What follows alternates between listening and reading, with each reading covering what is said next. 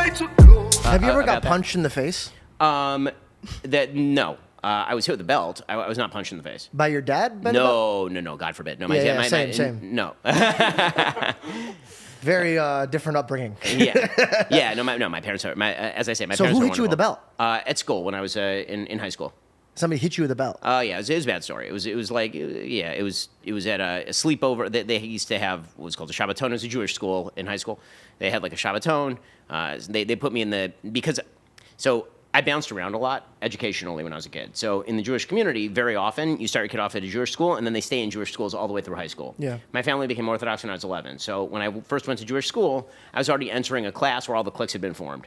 Right, so I went to public school until I was 11. Then I went to private school for a couple of years. Then I went back to public school for a couple of years. Then I went back to private school for a couple of years. And if you don't mind me asking, why the bouncing? Finances.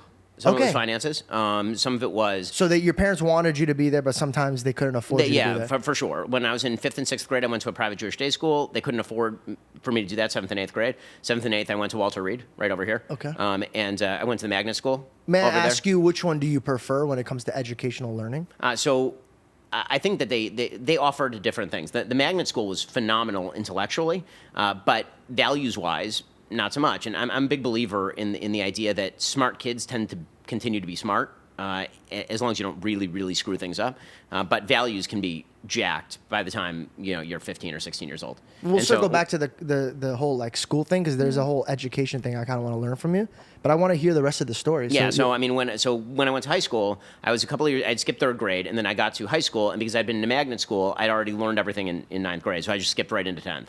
And so I skipped into a class where I knew nobody, where all the cliques had been formed for 10 years already. And so I was kind of the outsider to the entire class for a variety of reasons. And so when it came to, which group I got placed with in terms socially, very often if there was, a social event like the Shabbaton, which was like a sleepaway, they would kind of put me with the cast-offs, like with the bad kids, even though I was a good kid.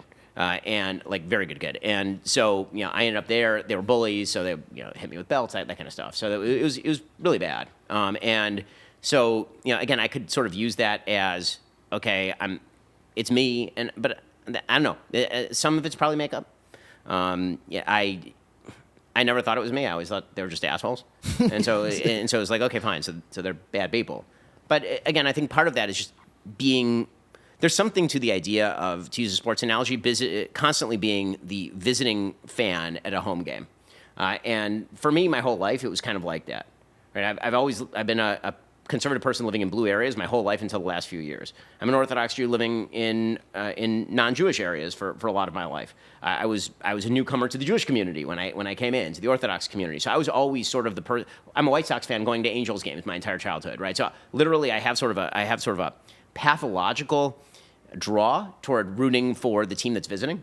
So even now when I'm like in Miami and it's a National League game or something, and I have no interest in either team, I end up just randomly rooting for the visiting team because it's so ingrained. So what that does, that sort of trains you to feel a sort of, okay, you want to come after me? Let's go. Like, that's okay. I'm in a strange place. That's all right. I'm comfortable being in strange places. You like your back up against the wall. It doesn't bother me too much.